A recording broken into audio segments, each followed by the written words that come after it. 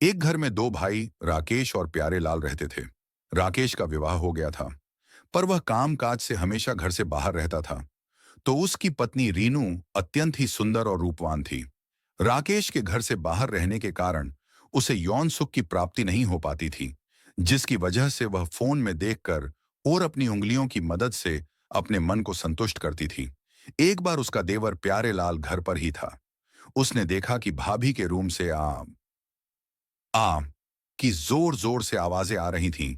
तो उसने छिपके से रूम में देखा, तो उसकी भाभी नीली साड़ी को ऊपर अपने पेट पर रखे थी और उनकी दो उंगलियों अपनी छू पर थी और एक हाथ में फोन था जिसमें वीडियो चल रही थी।